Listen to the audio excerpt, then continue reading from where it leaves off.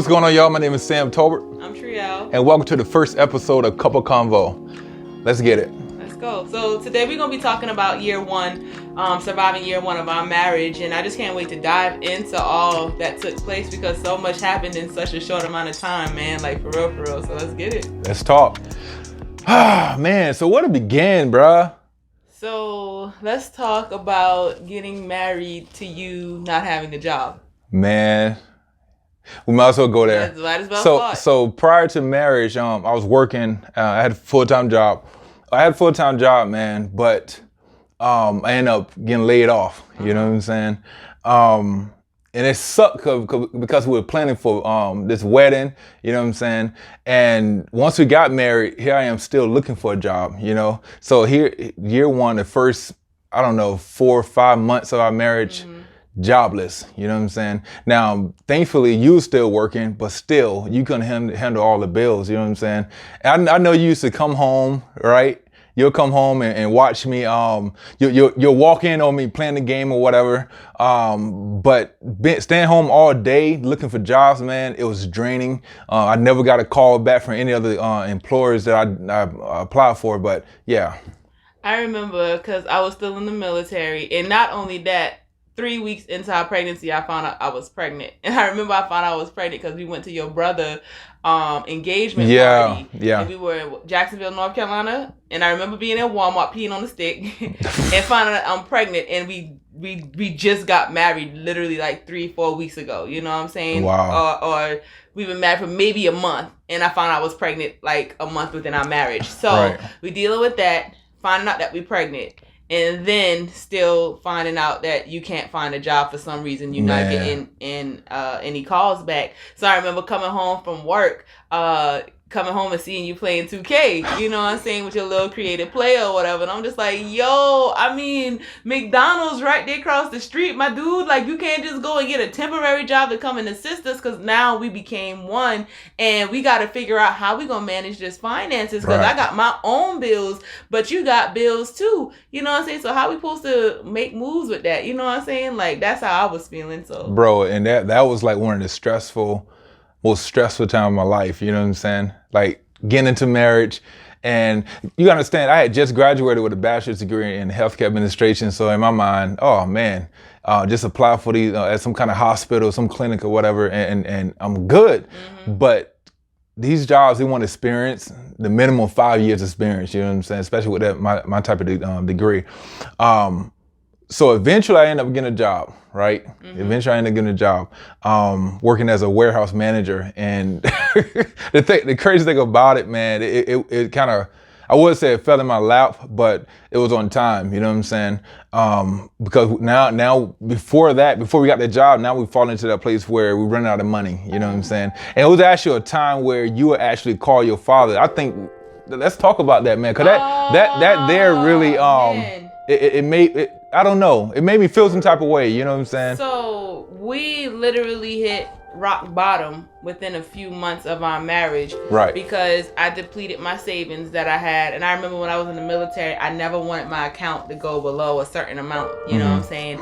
But getting married, planning for the wedding, and, you know, putting security deposits down for the apartments. And then the first month rent came out and we were living in a pretty bougie area. You know what I'm saying? And then not equating for the gas it takes to live in Hampton and drive to Norfolk. And all of that I didn't equate for. So in groceries and food, like, it was just expenses that I just couldn't deal with. Then the water bill and all of that, like, I didn't have to pay those when I was single. I was living in PPV, you know? So once the account was depleted, we still in church. And I'll never forget this day when I had called my dad. We were just leaving church at a revival or something. It was a night service. Mm-hmm. And I was like, I can't take this S no more. I'm gonna be honest. I was like, I can't take it. I need at least $300 so we can move, make some kind of move, because right now we can't make any moves. And it was like, should I pay my tithes and offering, or should I, you know, take care of the need of the house? And I was just like, I can't do both. So I remember calling my dad and I was like, Daddy, I need some money. you know, I need some money. I can't make no kind of moves. I can't put no gas in the car. We had maxed out the credit card that I had, the green card. I remember taking the green card away from you. You know what I'm saying? And like, yo, cut, like Navy Fed, like cut this off. Like we not using this anymore. You know what I'm saying? And I was like, yo, I just can't. I can't. And so I called my dad to give me a few, like $100, I think it was like $300 Daddy gave me so I could put gas in the car so I can buy food, and still dealing with the symptoms of getting pregnant in the first trimester. Right. So it was a whole lot. I know it made you feel bad, but I called my father crying because you couldn't provide for some reason, you know. And I was just like, I'm be honest. At that point in time, I was like, I ain't signing for this S. I'm gonna walk away, but I didn't. So what made you not walk away? What kept you in the marriage? But then again, prior to that, I left in November. I left my job in November. What made you still pursue it? Why couldn't we wait? You know what I'm saying? What made me pursue you is the fact that I had no other choice. We had our our wedding set for June, but we found out that we were deploying like in March. So we weren't going to be able to do the wedding in June. And I remember saying I was going to get married on the stand down, you know, while we were on leave, because that's the only time I knew that I was going to be home. So when you had gotten laid off in November, I was like, I mean, you can find a job. That's going to be cool. You will probably find a job while I'm out to sea doing workups and going on deployment. I knew too that if I would have made it on deployment, we was going to get like the hazard pay, the separation pay, and all this incentives for being on deployment on the ship. So I was just like, I'm okay with you not working. I know that my checks as an E5 would have definitely, you know, help us out. You know what I'm saying? Where, not saying you wouldn't have gotten a job, but we would have been sustained. You know, but what happened was, even when I set the wedding for December 15th, the ship had to go out to sea. And they allowed me to take leave because I couldn't change the wedding no more. You know what I'm saying? And they were just like, well, you got like 60 something days on the books. I'll let you miss ship's movement for your wedding, but please don't get pregnant. You know what I'm saying? Like, 'cause you're going to have a lot of time off. Don't get pregnant. And I was just like, all right, I won't. And they looked at me and I'm like, I won't. They was like, yeah, okay. Yeah, okay. And that's what happened. I got married and then we got pregnant on our honeymoon, and I had to leave the ship. So now I don't get those incentive pays. I don't get none of that. I'm just getting whatever basic pay you get for being on shore and not at sea. So that threw me for a loop as well. So I think I kind of answered your question. Like, so now we're married. You know what I'm saying? And you got to the point where you wanted to walk away from everything. Yes. So the question would be, what made you stay? Like, what made you not want to walk away? Because we still early. It's still early in marriage. I believed in you. I was just like, ain't no way you can't find a job. It wasn't like you weren't trying to find a job. I just kept coming home and seeing you playing the game, and I was just getting pissed. But it wasn't like you weren't trying. It was just like, I remember like you're overqualified, or you're not, you don't have enough experiences and stuff. And I'm just like, it ain't your fault.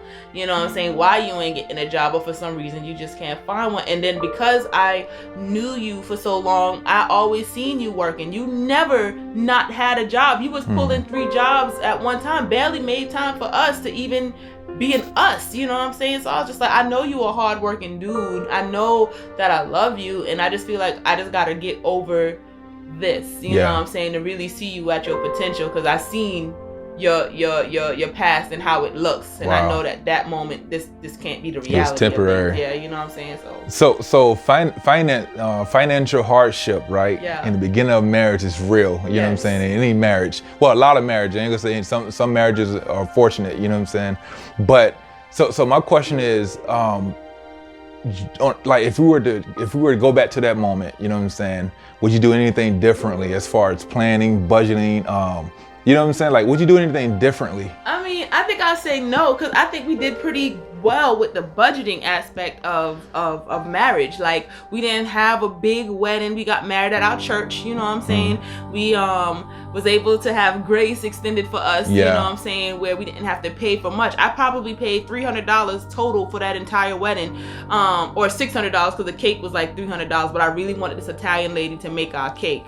But I really think we had a cheap wedding that was dope. No, I wouldn't do anything different. I think we had a budget-friendly wedding that hit the point, and we got what we needed, and we turned up on our honeymoon. And I won't do anything different. So the hardship came in when I couldn't find a job, and now you're pulling the load. Oh my God! So I think it's definitely important that when people get married, that we do not just a background check on like your family and your lineage, but like a financial check too. Yeah. I need to know your debt, because coming together without knowing how much debt you were in, it put me in the hole. But that was kind of hard to know ahead of time. Like I'm gonna be, I don't know who knows they owe back chat taxes. I mean, but I didn't know that I wasn't. So everything that I thought was gonna happen didn't happen. So we had plans. We had plans. Like it just didn't fall through. Right, because like you said, I had a job. You know what I'm saying? Working, going to school. So I was getting paid from school. I was getting paid to work. I was still military, active reserve. So I had money coming in, but all of a sudden, bam! You know, we get hit with this. You know what I'm saying? And I'm not gonna lie, this was probably one of the most stressful times of my life too. You know, like you said, asking your father for money, that was like, wait a minute. You know, it made me feel like less of a man, you know what I'm saying? Especially when it comes to handling my responsibility as a husband, you know what I'm saying? So it messed me up, you know what I'm saying? It was like a check, like, yo, you got to do something. So when the moment you told me you asked your father for money, I started hitting the ground harder, you know what I'm saying? Trying to get a job. And I want to say probably a month later, you know, that's when I started working, you know? That's when I get this call like, hey, you want to come in for this interview? Come on in. And I got the job pretty much on the spot, you know, God be praised, you know. But at the end of the day, that was some stressful times, bro. Like, seriously. It was. And then I'm pregnant. You know what I'm saying? Not to even talk about that. Not to get into that, yeah. And this is my first pregnancy, and my emotions are everywhere. It was just so many new things that was happening at once. So now you get a job, right? You're working and you're driving a company car on break sometimes to come and see me. You know what I'm saying? I was big time. I thought I was doing something. Okay, things starting to look up. We paying these bills and we all right. You know, we got a brand new car for you because we had to get rid of your truck. I remember. You know what I'm saying? Yeah. So we bought a little Lexus. We had a GS 300 and it was a nice little pearl little whip too. Yeah, you know what I'm saying? But we had to get rid of the Expedition because that was a money pit. I remember you was investing so much money in this doggone truck, and it just kept like I remember even we was chilling. Stacks was going into this truck, and I was just like, it's not beneficial for us, so let's just trade it in. And then we end up going into an upside down payment for that car. You know what I'm saying? And caused us to go into even more. So you see, this is still the beginning of our marriage. You know what I'm saying? So we go from me struggling to find a job to now we're making decisions where we're going to upside down deal with this with the vehicle or whatever. But I don't know if we could have avoided that because we needed another vehicle. Yeah. Gas guzzlers, like the Expedition was really taking a lot of our money in gas and maintenance, you know what I'm saying, and repairs or whatnot. And repairs. So you laugh, but that truck got me to point A, from point A to point B. So you say what you want to say. That truck. I ain't got nothing to say, man. You say what you want to say, bro. Whew. Yeah. Right, so. Well, you having a flashback about my truck? Your truck, man. I remember like when we was dating, like I used to ride roller skates around you at the car wash anyway. But I was just like, yo, and then just thinking about the story of all that truck went through. Funny. You know what I'm saying? So that's another story for another day. That truck had truck had its own story. Yeah, you know what I'm saying? You can do a whole episode about that Expedition. So we got the car. So we had two little Lexuses, you know what I'm saying, in a little bougie apartment in Hampton. So we looking well, you know what I'm saying? Everything on the outside looking good. Yeah. You know what I'm saying? But we hit week 18 when I found out the sex of our child. Yeah. And we found out we were having a boy. So this is 18 weeks. I'm pregnant. Found out that we having a boy, and 4 weeks later, we get news that he needs to come. Oh, I need to come in to a cardiac specialist to do an echo because they saw something on our ultrasound, and my OB drops the ball and tell me the sense of urgency of scheduling. Wow. And so weeks went by where they found something wrong with SJ's heart. And they told me when it was discovered, I could have taken medication that could possibly mend that situation with the development of his heart. But because we missed that window, I now have to go to a cardiologist specialist who was amazing to do all these extensive ultrasounds with our son, who is now developing heart disease as he's developing. Bro.